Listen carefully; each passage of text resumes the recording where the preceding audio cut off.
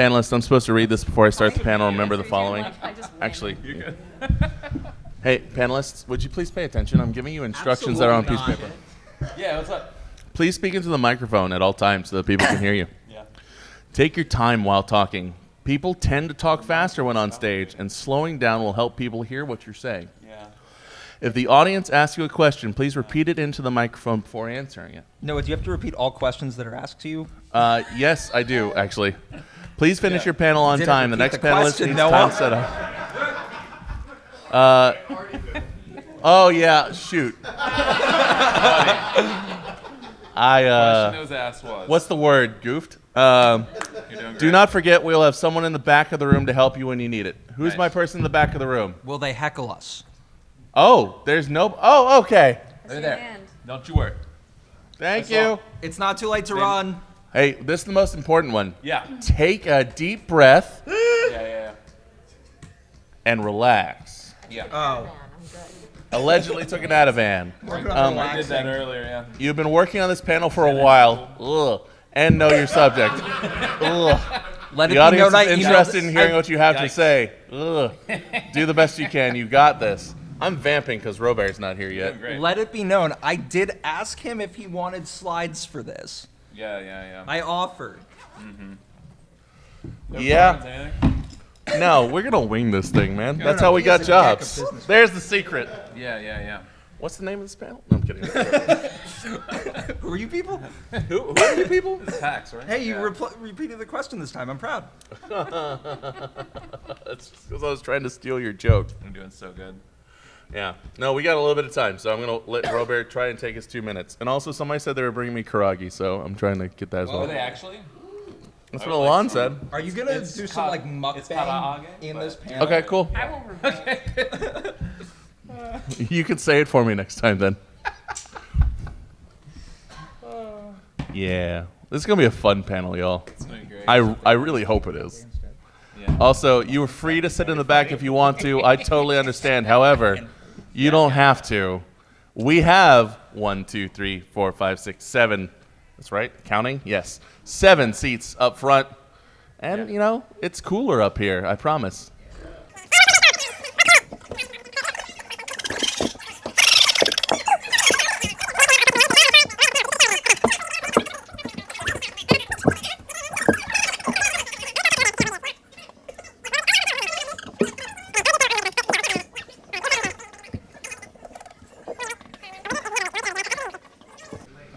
All right, if Robert figures out where we are, Yeah, I believe. we'll clap for him. And if he calls me in the middle of the panel, we're doing this live. And it's recorded. Is this being recorded? Is that thing on? Thank you. Thanks, guy in the back. What's your name, guy in the back? Brad? Red. Oh, Red, like the color. For now. He can That's only a great have name. If he comes. Did you know that one variant of you just got outlawed? Anyways. Quick, I'm making sure Red this number mic 3. works cool. All right, y'all, Yeah, we're going to yeah, start yeah. this panel.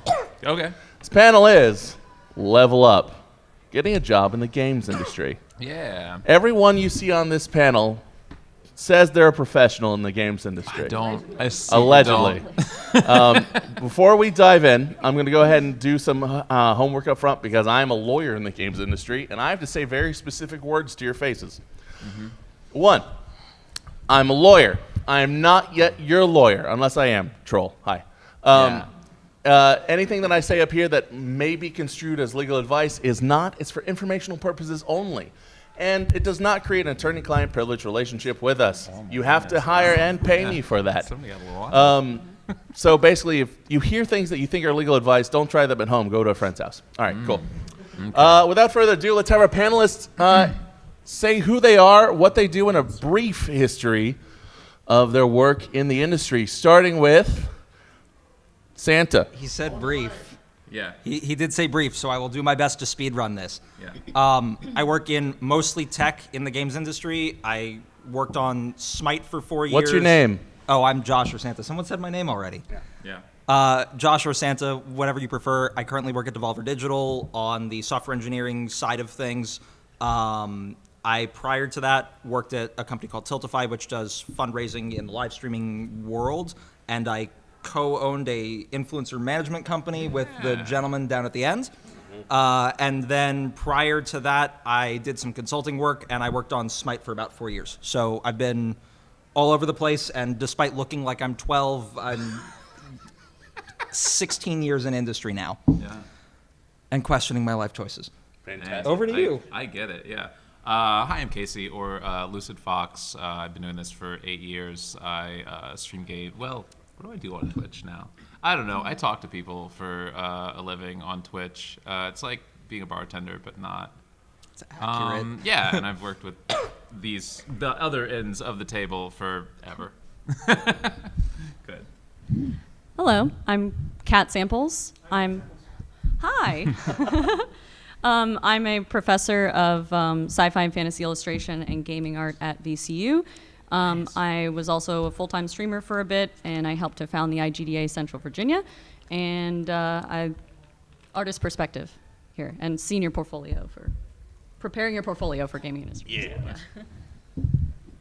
I am Jen. I am Jen Vincent, professional dice maker. So been doing that since 2019. And then before that, I was in the video game side of the industry. I worked at Game Informer for 6 years. Yep. And my name's Noah Downs, aka my lawyer friend. I am a lawyer, but I'm a cool lawyer. I work with content creators, developers, publishers on both video games and tabletop. And I am, I've worked with everybody on this table. He keeps me out of prison. I keep people out of prison, allegedly. And so we have a huge diverse array of perspectives up here. So one of the first things I want to know is, out there, how many of you currently work in the games industry in some form or fashion? All right, fantastic, great, wonderful. Awesome. You know everything we're about to say. No, I'm kidding. How many of you want to work in the games industry in some form or fashion? Nice. Very cool. Love it. How many of you want to work on the video game side of things? How many of you want to work on tabletop? How many of you just want to work? It is the year of our Lord, I appreciate 2025. So we're gonna. How many of you have a mortgage to pay or rent? Fantastic, excellent. So we're gonna talk a little bit about how to get into the games industry, whether part-time, full-time, etc. So kind of leading in, I'll go the other direction down the panel. So think fast. Oh, God, why? I want to talk a little bit about how y'all got into the industry. What was your start? What was your spark that kind of launched you into this side of the profession?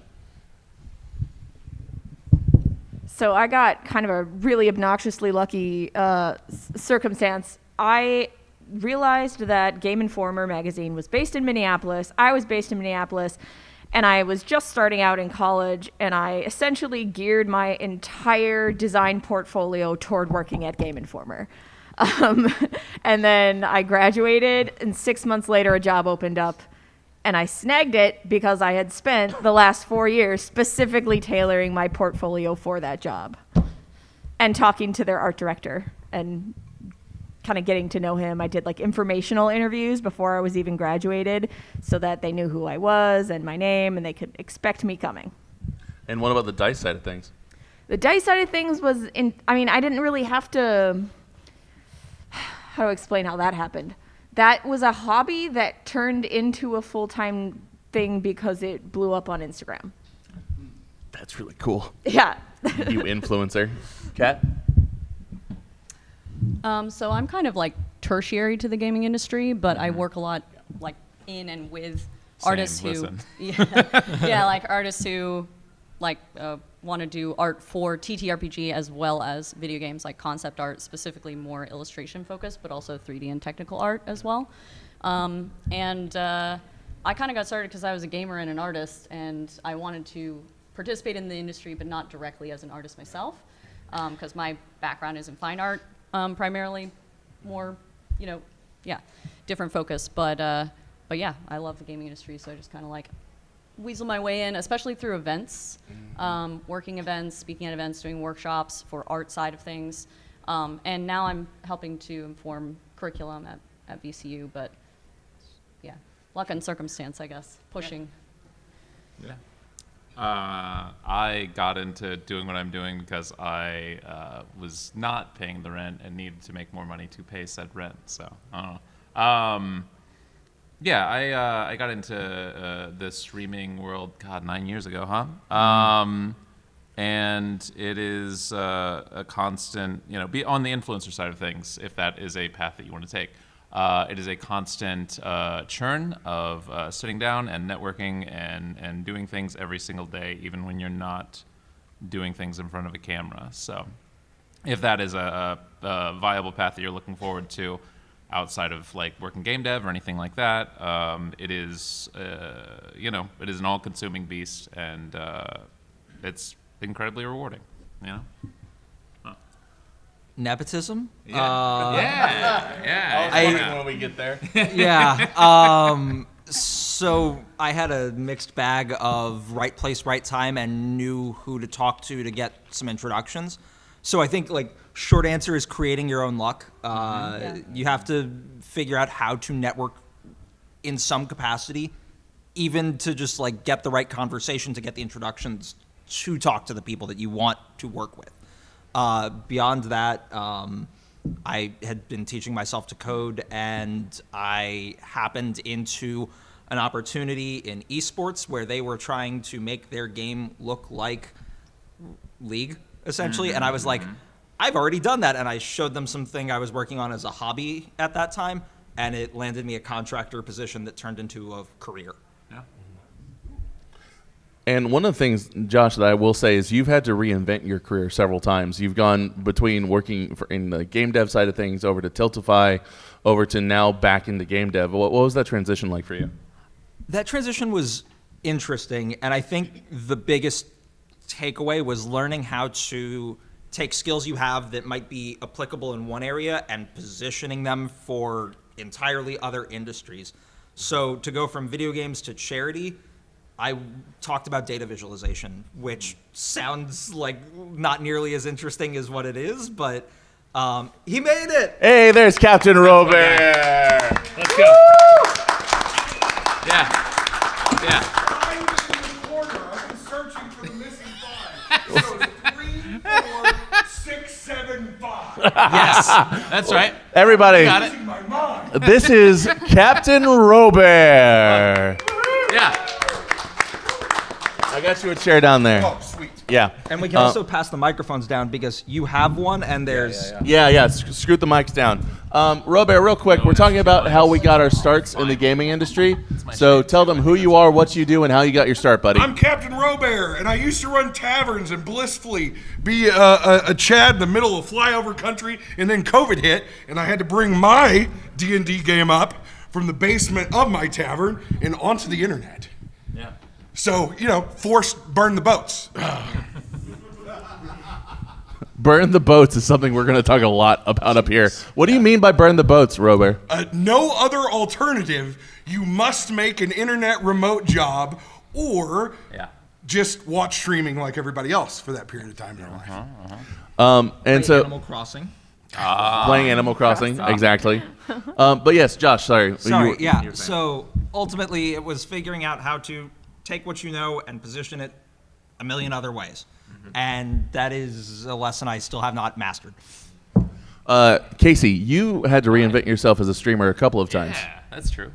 Talk about that. I think- what was it like to go through the process of getting partnered? Because I think there's some people out here that are potentially they might want to stream, and with the affiliate partner program, obviously it was different when you came up. It was. But talk the about affiliate that. Program, The olden days. Yeah, good God.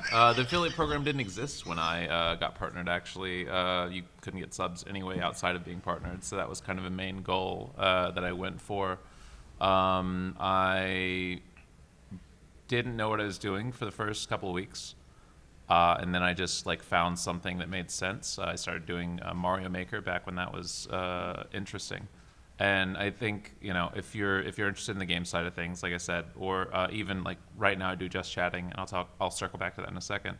But if you're interested in video games, find something that is niche, find something that has a small to mid following, and that interests people, that has a nice buy-in, and then you can kind of create a base community out of that. I wouldn't stream League or Warcraft or anything like that.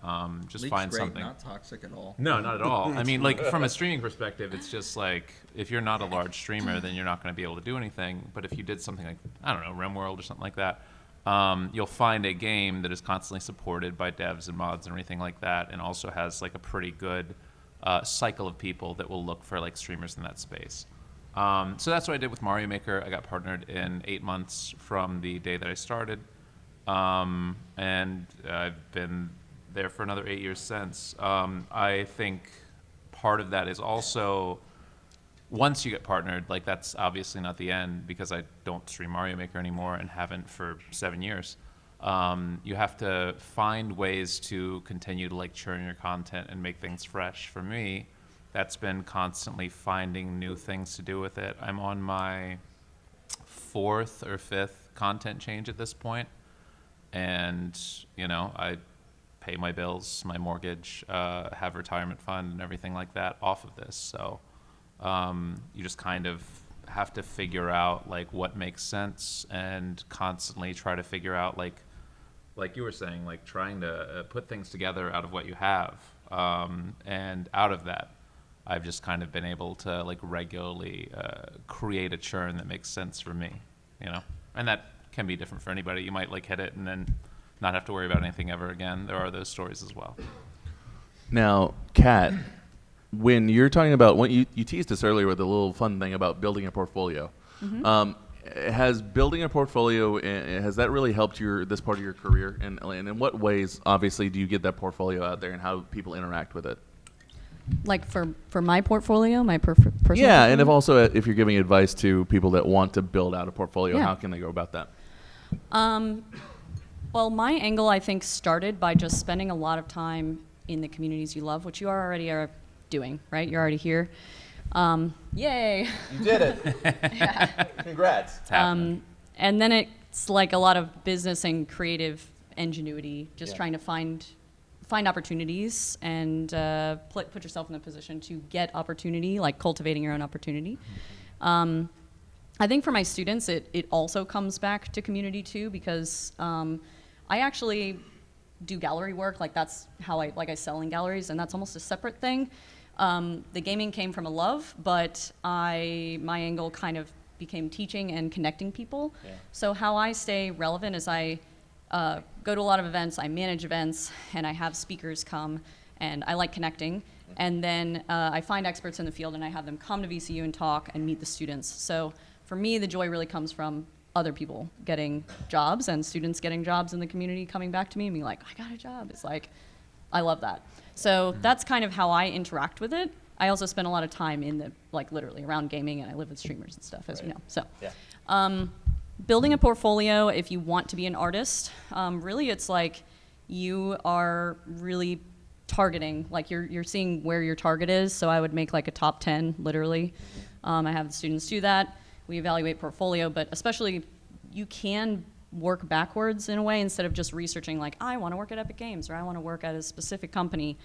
You can look at the artists that you're inspired by, or anyone. If you're looking at content you love, let's just say Arcane, and you're really inspired by it, look at who worked on it, then look at their portfolio, see what what does that bar look like for entry, and then you can assess your portfolio and your experience and be like, all right, well, I don't have a job in the gaming industry currently, but like, can I participate in a game jam and art direct it? Or can I participate in a, I don't know, within the community, there are a lot of people who are doing indie dev and kind of searching for like, can I get my friends involved and do a project and kind of actually just put that on my portfolio?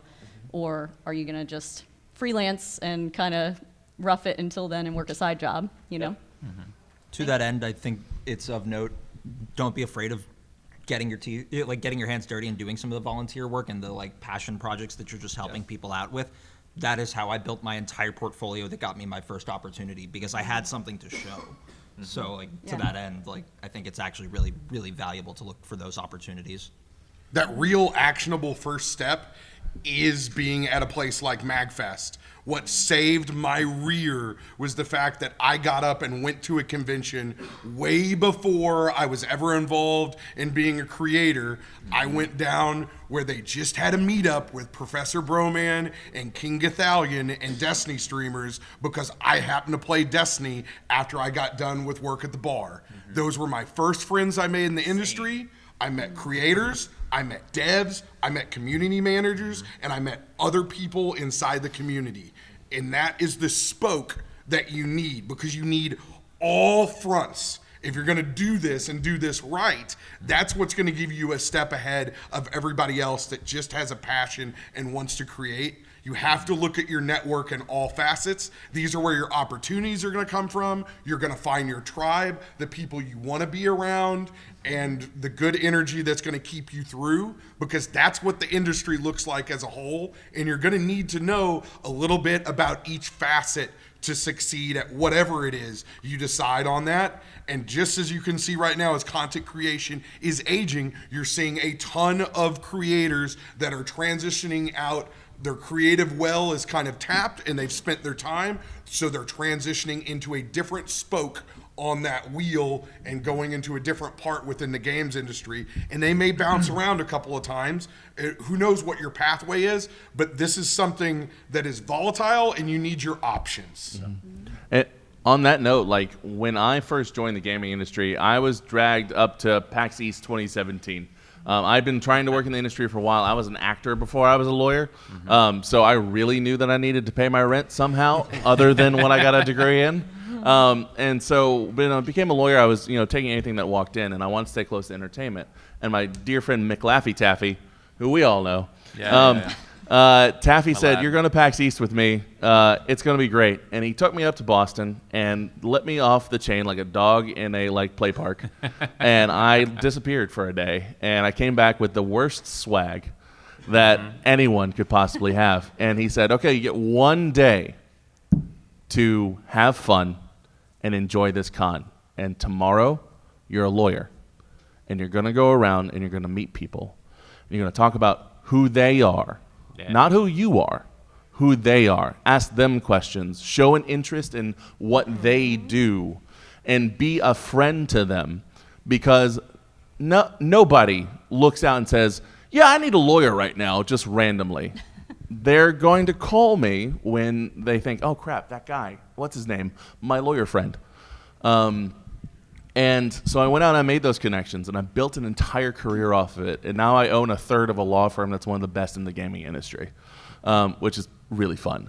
Yeah. So being out there and making those opportunities for yourself, it's taking a risk, taking a plunge, and you are doing the first step by being here and going to panels. I went to so many panels just because I wanted to meet people, not because I wanted to hear what they said. And honestly, I learned a lot from those panels, but I met the people as a result, because that networking is going to help open those doors. It's in this world, it's ever more not a who you know. It's not a what you know, who you know. It's a what you know and who you know. You need to have both. Otherwise, you're going to get a job and flame out of it. One of the things that I wanted to ask Jen specifically was your dice making took off.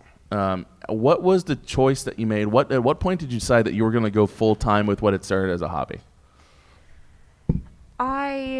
So it was during COVID, and we were working from home, and I was spending. I mean, let's be honest. My job at Game Informer did not require a full 40 hours of attention all month long. A magazine comes in cycles, so there'd be a week where we have kind of nothing to do, and then it would be crunch right before publication.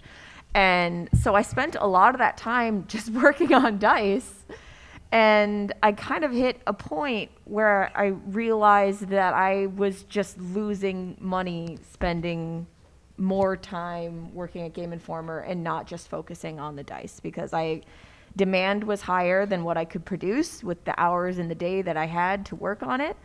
And it was just I decided to take a big risk. The big deciding factor was looking up health insurance, because I wasn't going to go without health insurance. I looked up how much it cost in Minnesota. We have the public market you could buy it from, and it was not nearly as bad as I thought. And then that was pretty much decision made. And it was a hard decision though, because I loved my job. It was literally my dream job. But it just didn't make financial sense anymore. And the idea of working for myself and not having a boss and choosing the freedom of choosing my own hours and being able to go to any convention I wanted, which the networking, absolutely what he said, conventions is the best thing you could do for yourself for networking. And I went, all right, well, like I kind of have to do this. Yeah. It would have been a really dumb decision not to. So You could say it would have been disingenuous to yourself to not do it. yeah, That makes that makes perfect sense. And that's the thing is like it hasn't been 100% roses. It's been navigating a lot of potentially troubled waters, right? Like obviously you're successful in what you do. But one of the things I think that a lot of people see is they see the end product of these people up here that are I've marked them with the brand of successful. You're on a panel. But it's a long road to get there, and it's a long road to maintain it. Just for anybody on the panel, what struggles have you faced in terms of maintaining your livelihood and success as a full-time whatever you do? As someone who sells physical objects that are expensive, economic uncertainties are a huge part of it. My dice sets average $225 to $250 a set, and that's a steep cost for a lot of people right now. So I've pivoted into, I mean, I still do that, but I've leaned a lot harder into smaller price point items that are still very desirable but also wearable, so it seems more functional because it's earrings, it's glasses, chains, it's things you can immediately use the second you buy them and get that little dopamine because you got the shiny. And that's been going really well, but yeah, it required a lot of thinking about like, oh shit, people can't spend $250 right now when they're having trouble buying groceries. Like, what can I do instead that's still worth it for me to produce? Yeah. I think to that point, the economic uncertainty hits this industry as a whole. And it's something to, like, prepare yourselves for. Like, a lot of the advice that's been discussed is also very applicable just in general career trajectory and life as a whole. So it's worth noting that, like, don't just take this as game industry only, because right now, like, I don't know if you guys noticed, last year was a bloodbath for the games industry. There were more layoffs by the end of February last year than the last entire year combined prior. So it's something to be mindful of, that as the uncertainty comes up, like, you have to either really, like, make yourself unique and stand out in what you're doing, or be prepared to potentially have to step out and away for the time being. Yeah, I think that's it. I mean, you have to be able to analyze like what's happening at any given time. I mean, luxuries are so down year over year, and that's really huge to what any of us do, looking at, being able to look at that and have things ready, whether it's your resume or whether it's like the content you're doing, and being ready to like pivot on a dime, is like, you're not getting into something that's, the gaming industry is more of a passion, right? Like, it may seem like a dream job, but it is very much this industry is in its, most volatile, I think, that it's been in quite some time. So if you're very serious about looking at getting into this industry, it is a lot right now, Like, I personally am doing my own thing, but also working on opening a restaurant, because that is more stable. So if that gives you an idea of, like, you know what I mean, like where the game industry is right now, like, no, I'm not ever coming back. You can have all of it, brother. I'm back in. Just when you thought I want you to were. do it. Yeah. Oh, and you need 10 to. years, I'm back in. You need to be prepared that something like a game dev patch is going to not only ruin your life, your fun, and your monetization. Yeah. So let's say you're a Tarkov streamer right now, and it's been good. You've owned that niche for a hot minute, and then the game becomes miserable. Dead by Daylight streamers learned real fucking hard last year. Oh, yeah. And that patch affects your day-to-day, and now you don't have that smile on your face. Starts to poison the well. you're not being your best self, so your chat reflects yourself. It starts to poison the well. Any goodwill that you may have built up, you may start chasing off your regulars. You may start chasing off potential people. It's a downward slippery slope. Yeah. And I'm lucky. I don't even have to deal with that side because I'm on D&D. No matter what happens, I'm lucky I get to make my own rules. Unless Wizards of the Coast decides to update the OGL. Dun, dun, dun. Then you can have a big corporation come and say some unhinged stuff Yeah.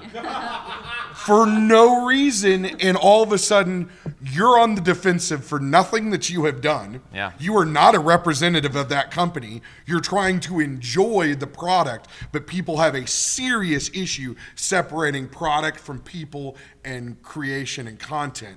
So all of a sudden you're on the front lines for a battle that you had no intention of waging. Imagine you're an influencer and then suddenly TikTok doesn't work. That would be crazy. Yeah. That'd be so weird. But to that point,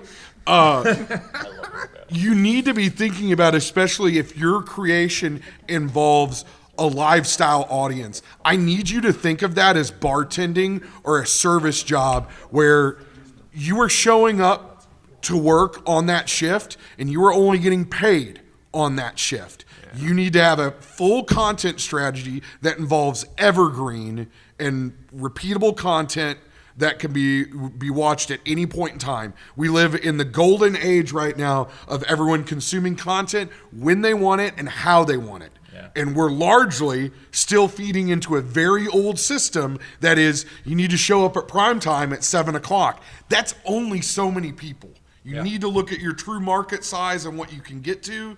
Whatever that is, for me on the D&D side, I'm 24/7. I'm ad revving right now while I'm here at the desk. I have to do that.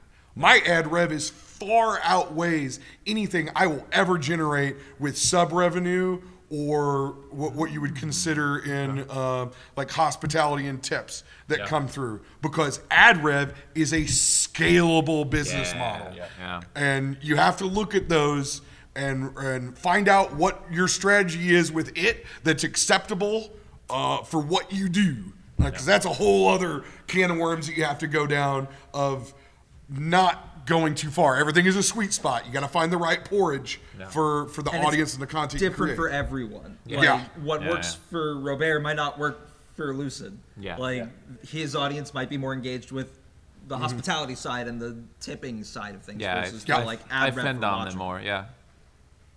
100%. So finding that balance for your Yeah. like if you go into any art form where Yeah, you're yeah. creating, like there is a way to walk that line. And speaking of walking that line, Kat, you do so much. You do gallery work, you teach, you do everything. How do you walk that line and maintain the full-time, I am an artist professor person of interest? What does that look like for you? Yeah, I have ADHD, so I'll start with that. Same, Bessie. Yeah.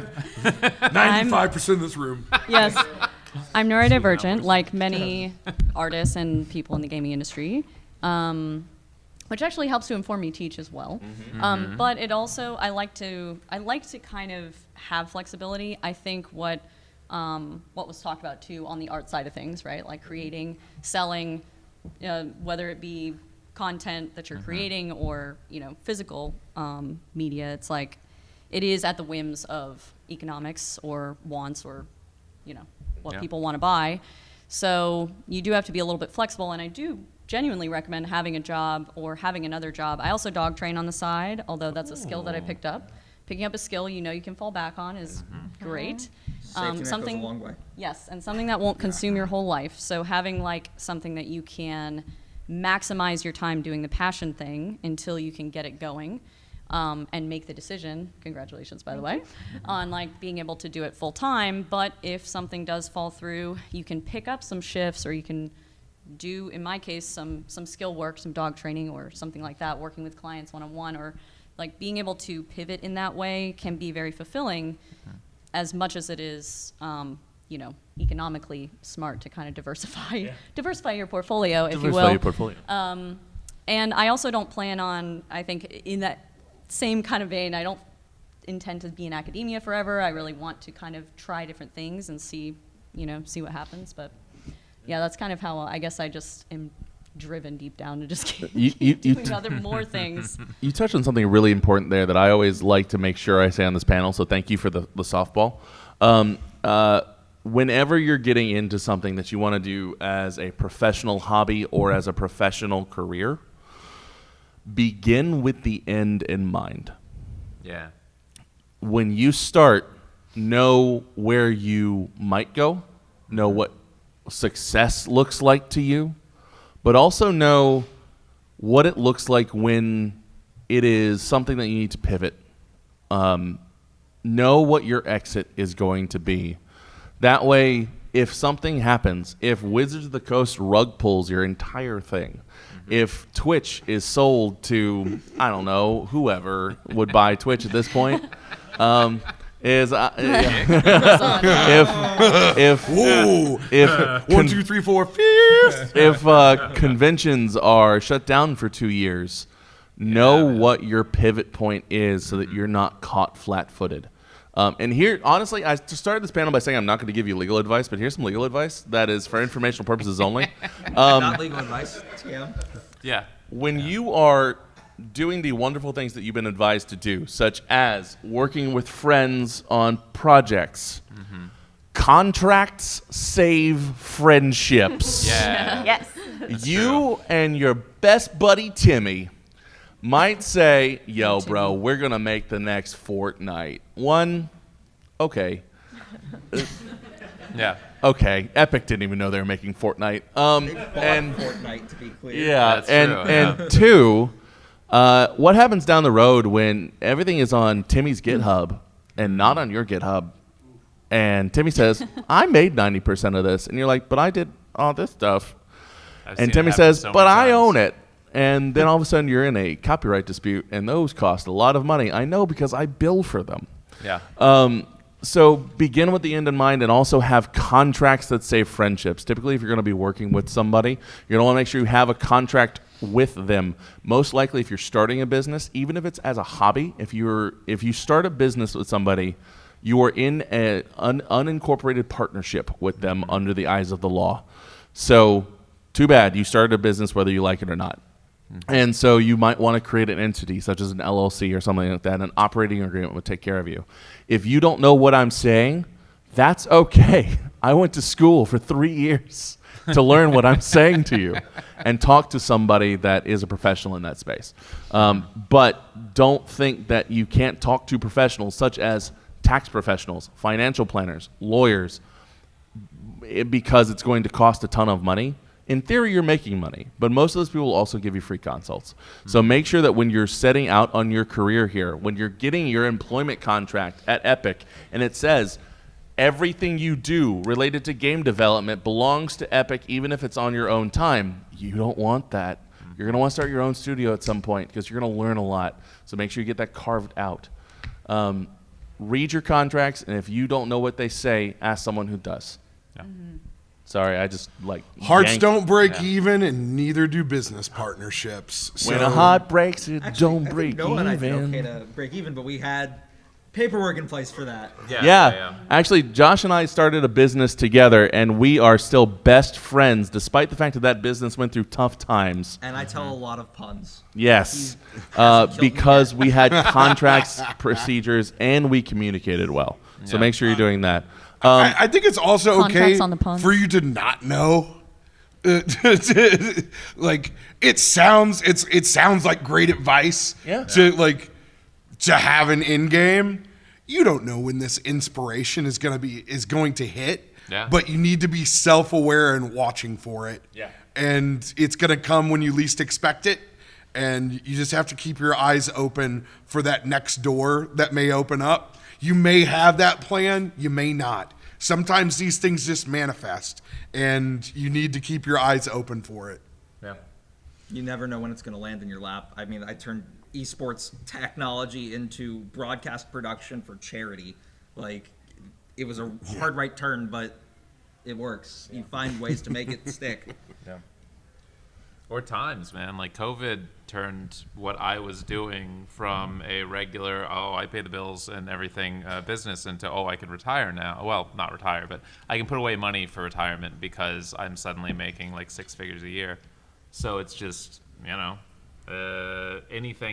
literally anything can happen. And like, obviously those things are ebbing now, but I sat down for 3 years and put things into place so that I have like 30-year investments now out of like that boon. So I don't know, like knowing when to hold them and fold them or something. I think there's a song about it. Yeah. Old Kitty. Yeah.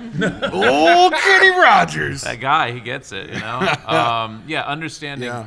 I think that's huge though. Is like understanding like what the industry you want to get to is going to go through.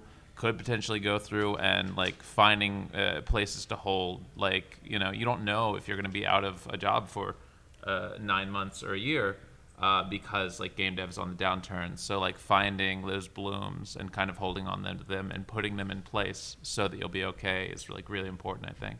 After 17 years in the bar business, I was about 15, baby. I was about a year away from stepping back from day-to-day ops, 16 hours a day, and I had a nice role to myself and kind of had my fortress of solitude planned out, and COVID hit, and I went $500,000 in debt. Yeah. One day. Done. Yeah. So at that point in time, I realized that climbing the ladder was no longer important to me.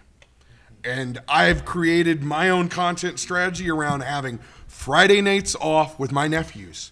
Yeah. And I only work on Friday if it's charity. Because I go over there, they're 5 and 7. We watch SmackDown. I rile them up. I get them to the point of crying, and then Uncle Ro is out. And Someone else is Yeah. when they're upset. Totally ruined my brother's weekend. I'm here for it. That is not what I could have ever gotten in hospitality. I would have missed a ton. Sure. And it would have been a very different for me. I've missed a lot of people's big events during that time. And luckily, content, I'm able to work around all those things and go to a lot more personal things that matter to me. So now what used to be a number for me that I had to climb, it's not important to me anymore. Yeah. Now, at 40 years old, time is the biggest factor in my life, and is the only thing that makes and promotes me to make decisions. Yeah, and on that note, and real quick, I'm going to let you all know ahead of time. I'm about to ask you what advice you would have given to your younger selves. So start thinking about that while I talk to the audience. I don't want to catch anybody flat-footed.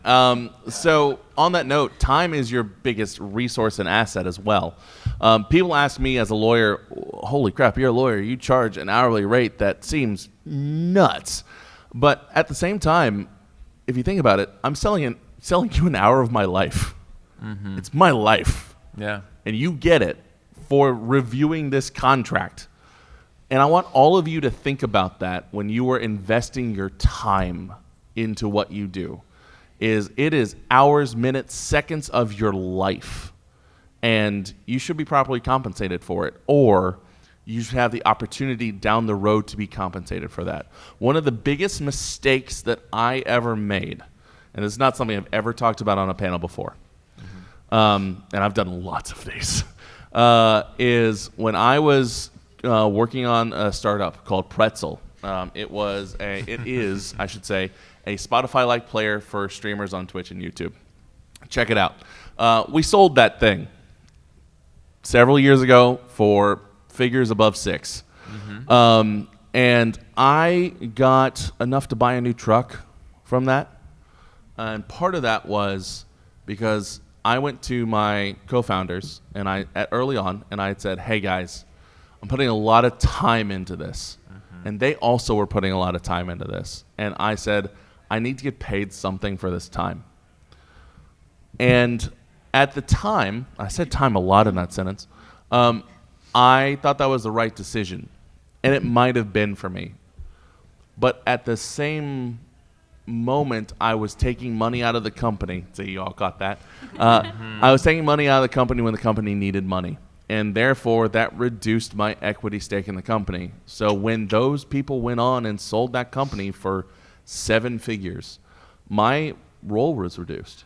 And I made a trade. Looking back on it, I don't think I would have made that trade. So whenever you make a decision about how you're going to value your time, think long and hard about it, and don't just do what Joe sitting next to you recommends you do. Think about, is the value of what I'm putting in now going to be coming out later, or do I need this now? All right, y'all. So real quick, before we get to questions from the audience, because these guys look like they have questions, right? Okay, cool. Yeah, I saw this guy pretending to raise a hand for 45 minutes. Nice. So I want to hear what advice you would have given to yourself, not these guys. Yeah. Screw these guys. I'm kidding. What advice you would have given to yourself that you think would have accelerated, changed, made your life easier in some way to get into this industry? Go long in NVIDIA. No. Oh, you mean for this? Yeah. Yeah, for this. For this. Yeah. That too, though. That too, though. Yeah. That was stupid.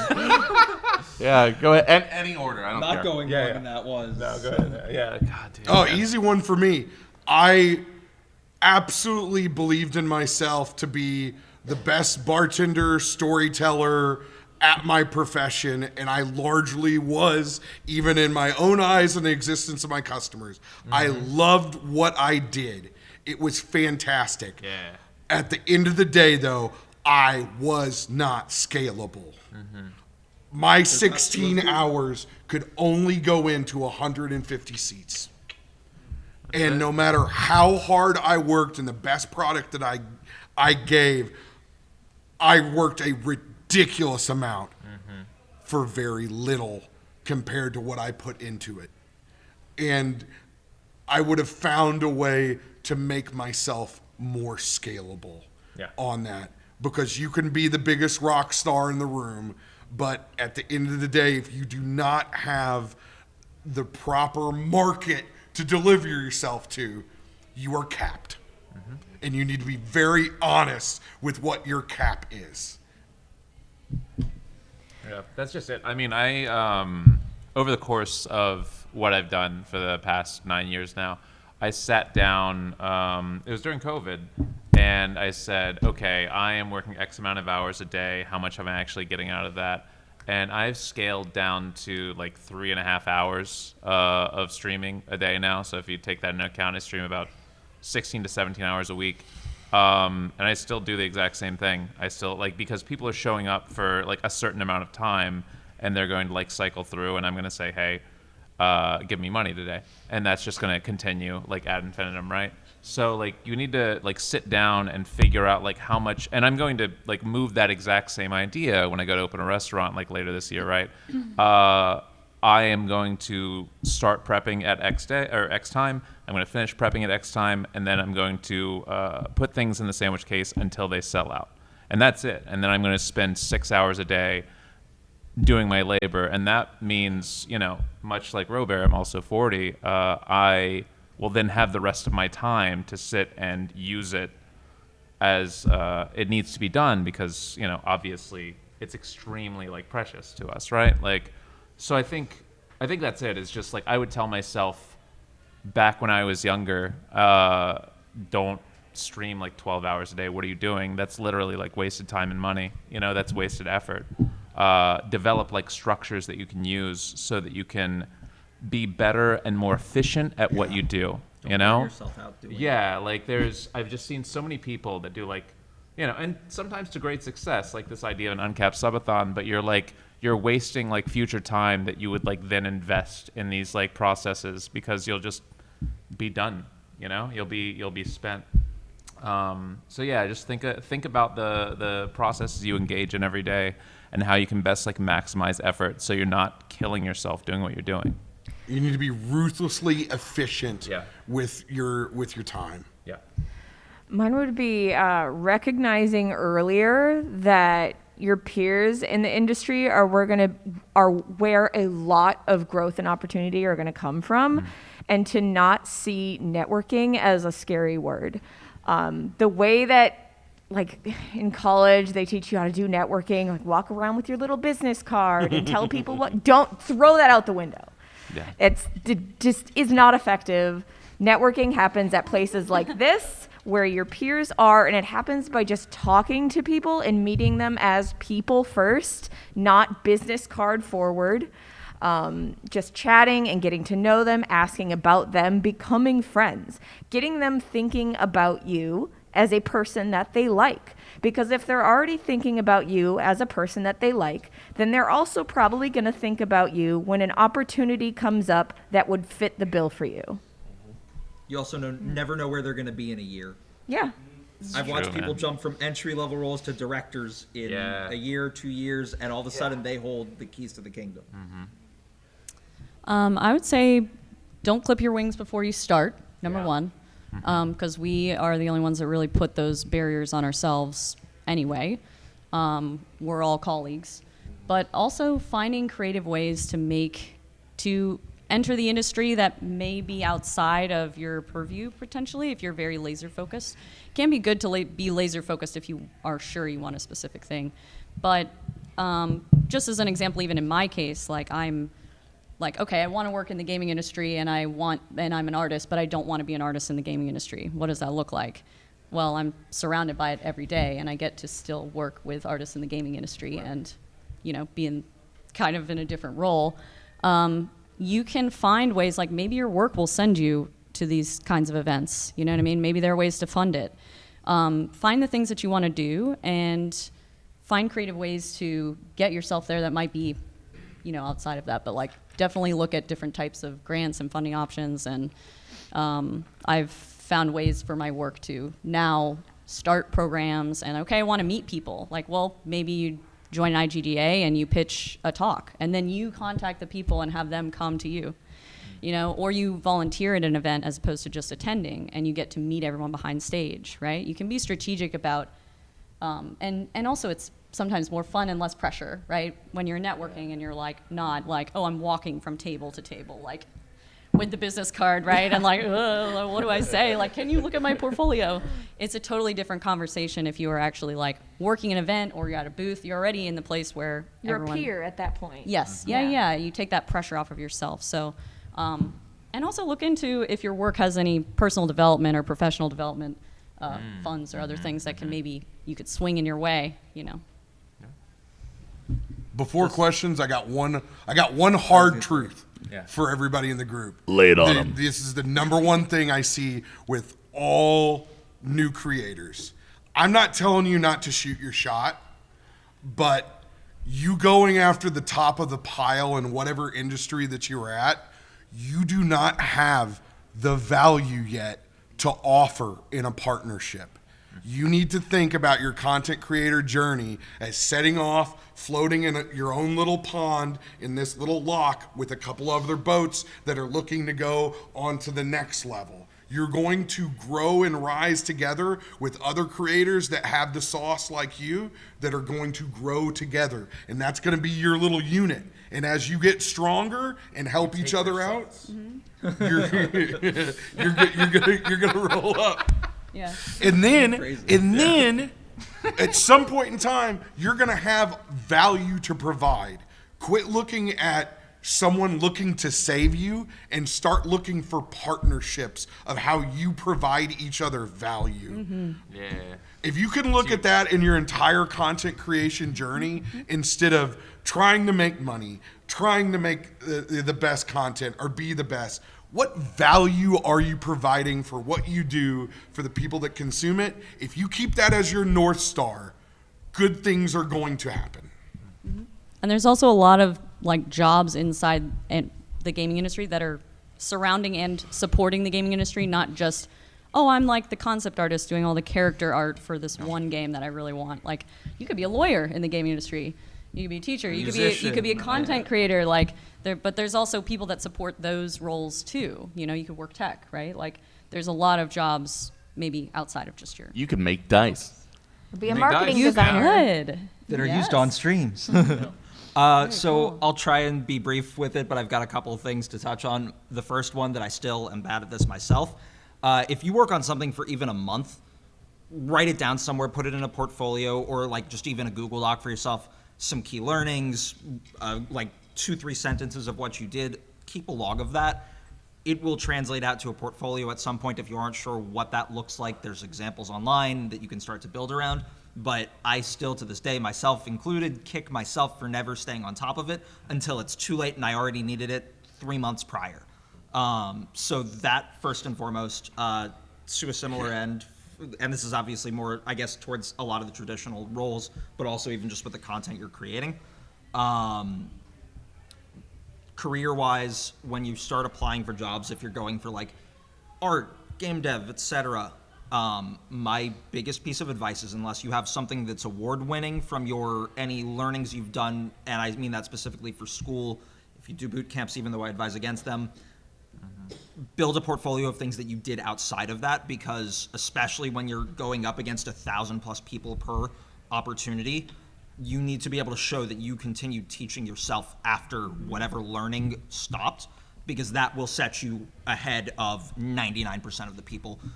For example, with Devolver, we hired a role last year. It was one of the only roles we hired. That person that got the job beat out 1,200 other people for the role. Yeah. They were the most junior person in the interview loop that actually made it to interviews, and it was because they had an insane portfolio of work they did outside of their learning. And then to that end, my last piece of advice for anyone looking at the tech side of it, the thing that I wish I had myself, there's a website called roadmap.sh.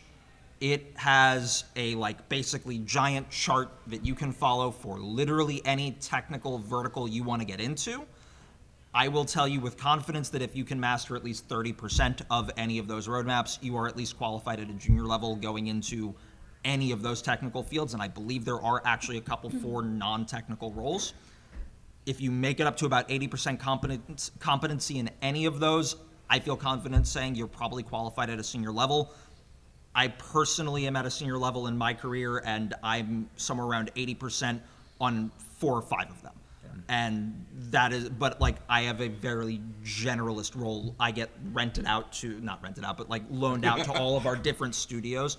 So I work at Devolver proper, and we have all of our different game developers that when they need things that I work on, be it data analytics or social media integrations, etc., I get basically shipped over to their teams for X number of weeks, days, however long it is, to help them integrate, because I made myself such a generalist in that capacity. There are, I think, a good friend of most of us on this panel, Smashly, became one of the most profound and thought-leading shader developers in the gaming industry, and she set herself so far apart that she gets contracted out by Epic and all these other places, and she was just streaming and and working on a game, but her talent for that became such a niche for her that she ran with that as a career path. So it also highlights you never know where you're gonna land a random skill that sets you apart from everyone else. Yeah. And Sorry for the tangent. no, you're great. As we get into questions real quick, and we're going to do those rapid fire, I will say that for me, it's been my moniker on the internet is my lawyer friend. You can find me on all socials there, but I tend to try and live that honestly. What sets me apart, and one of the pieces of advice that I would give to my younger self, would be to adopt the motto of my life a lot sooner, which is, and I think it carries out to all of you, love all, trust a few, do wrong to none. That sounds real deep. That's Shakespeare, guys. So that's all's well that ends well.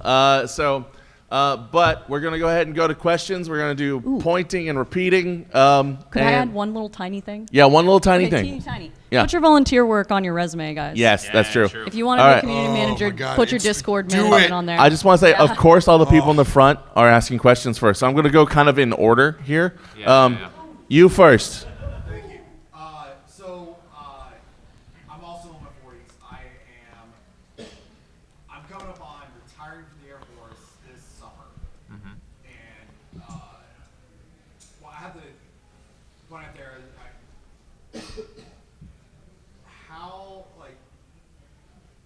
how should I tailor what I've done? I've done IT. Yeah. Networking, for the Air Force for 20 years straight. How do I look at the jobs that are offered in the industry and try to tailor what I Yeah. And it's not exactly. So the question is, has been working in the Air Force in an IT capacity. Thank you very much, by the way. And how do I tailor the skills that I learned as an Air Force IT technician and specialist to the gaming industry, even though there's not a direct parallel? I'm going to take this on a rapid fire real quick. Write down every skill that you've learned, what you can do, and then look at that on a chart and find a job description in the game industry that says that. For example, a lot of people come to me and say, I'm a production manager or I'm a project manager for CarMax or something like that. How do I translate to the gaming industry? You're a producer. You can produce games. You run projects and manage them. So for IT, a lot of those same skills that you've learned will translate perfectly into a dev setting. So IT especially looking for parallel technologies. Say you spend a lot of time working with like network infrastructure, figuring out what network infrastructure works well in the games industry and how you can transition that bit of knowledge you have. Also, for a technical role, I'm happy to chat after the panel if you want to Yeah. All right, go for it. Tips on getting informational interviews. Anyone, go for it. Real quick, very specifically to the interview subject, I will say Google the STAR method for when you get to the interview loops, but for the informational ones, don't be afraid to email the person. Like, genuinely, the most like informative interviews I've ever had was just reaching out to people that are in the department to say, hey, I'm looking at roles at your company or in your field. I would love to get a better sense if you're open to chatting. It might take some cold calls. Eventually someone will respond. Yep. Go ahead. I'm going to literally move this direction. Go for it, buddy. Oh, okay. I am currently a software engineer looking to transition into game development. Right now, I've been doing like rapid fire game jams. A lot of the times, I feel like the code isn't as efficient, or like a lot of it is naive implementation. When I interview for jobs in the game industry, do they do like code checking? Do they look at my source code? It depends on the depth of So hold seniority. on, let's repeat the question real quick. All right, yes. So software engineer who's done a lot of game jams, trying to transition the game industry, do they check your code? There will be some, it depends on the company. There will be some coding exams. No one needs to be perfect.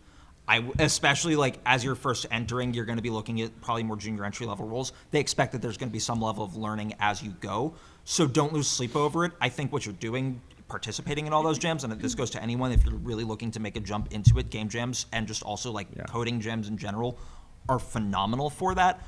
I will quote JW, a gentleman who has worked on Minute and Lufttrousers and a bunch of other titles.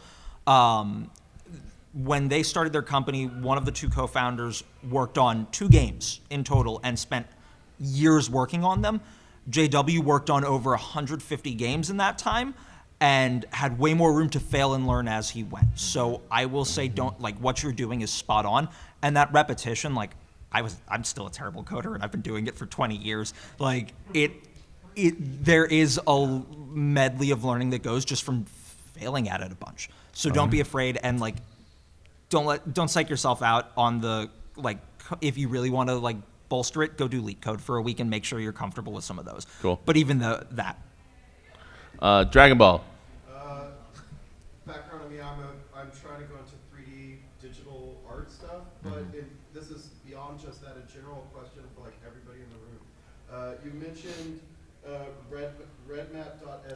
Roadmap. Roadmap.sh, and I wanted to just ask generally if you guys had any other resources that you guys would recommend. Yeah, real quick. So the question is, any other resources we recommend like roadmap.sh? We'll go one per person as we go down. My first one, not LegalZoom. Amen. I mean, mine would be really specific to my particular industry, but it's actually there's a few Facebook groups that have vast repositories of knowledge of dice making. Cool. I'm actually not sure on this one. I so got nothing yeah. for you. Yeah. I'll give you one other. YouTube over a boot camp any day of the week. Oh yeah, Nice. sure. Yeah. YouTube Actually, absolutely. There is so much learning on there, and even if it's not the best learning, it gets you more familiar with the tools you're working with, no matter what area it is. Yeah. Shadow, watch what you want to be. Look at the elites in your industry and look at their best practices and realize at the end of the day, we're all just trying to be co-carnage. Yeah. All right, we are at time, but I'm going to run through these. Sorry, Red. Yeah. Awesome. Okay. Gotcha. I'm a data analyst trying to pivot into games industry. You should talk. Is a portfolio necessary? Also, problem in my case, I can't use any of my work projects in my portfolio because legally, I'm not allowed to do any of it or else I'll get. How do I build a portfolio despite confidentiality concerns? I would say, actually, for a minute, Talk to a lawyer. Yeah, talk to a lawyer on the confidentiality aspect. On the data analyst, we should chat. And then as far as like building a portfolio goes, mock up data. Find a public repository of data, recreate some charts that you've made with that, or some data analytics that you've made with similar data to say, I've worked on projects similar to this, and I use this to recreate what I did. So you have a frame of reference. Also, just demonstrating competency in any of the fields that you're applying to, where it's like, say, SQL queries for data analysis. Being able to reference and show that you know the material, even if you can't put it in a portfolio, goes a long way. Yep. And that doesn't just solve or stay with that. If you're a creative writer and say you're doing work for Paizo or Wizards of the Coast, those pipelines are super long. And when you first start, if you are under NDA and you don't know how to fill out your portfolio, you need to go and speak with your lawyer and get that approved, what you can put down. Otherwise, you're literally going to limit the work that you can get for months to years. Read your contracts. Be forward and get that done so you can Contracts, have it man. legally represented there. Yeah. Don't be yeah, afraid buddy. to create. Oh, sorry. Okay, I will be super fast. So I am also an academia and academic advisor, so that's my primary job. But I really Nice. want to go into video games. I just finished my first ever game. I'm a music composer. Cool. And Congrats. serious Nice. I don't know what to do next. And so I would just want to ask, what would you say are your biggest tips for starting networking, starting that conversation, and how to find who are the right people to work with? In academia, looking to pivot into games, just launched a game. That's awesome. Congratulations. And looking on basic networking tips. You're already doing it. You just asked a question at a panel. Yeah. Putting yourself Good in the job. right places with Yeah. other people that are also trying to make the Absolutely transition true. at the same time is really good. You can find people to work with. I think to the point of game jams as well, getting involved in those so you can actually put some more opportunities out there for yourself. I've seen game jam products go to actual game pitches, to funded games and everything in between.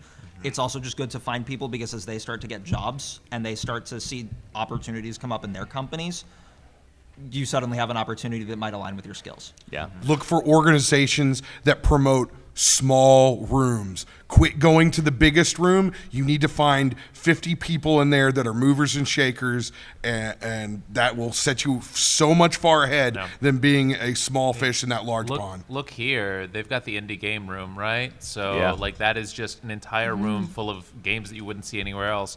And people like Rock Paper Shotgun EGM writers go in there all the time and just like look at things and talk about them. Devolver And was that's meandering gonna, there today, Exactly. looking at Like that is games. just going to build buzz about like the things that you're doing. You know what I mean? Like Kingdom of the Dump is there. They've been working on it for 7 years, and like this is the first time they put out a demo just in MAGFest. Like this isn't PAX or anything like that. And so that's going to get around, and that's going to like start building like their like swell for what they're going to be doing when they finally release this year. Right? The Seattle Area Broadcasters Association SOBA. did more for my career than almost anything else per pound, and I don't live anywhere near Seattle. Yeah. And I had spent 2 whole days there. So if my Mississippi River butt can get out and get in a small room in a place that doesn't even exist to me, you can do it too. And that is our time. If you have additional questions, we'll be available. Red, in the hallway outside. Is that correct? Or can we do Thanks, up here? Cool. We'll be around. Thank you, Red. Thank you all for coming. Thank you.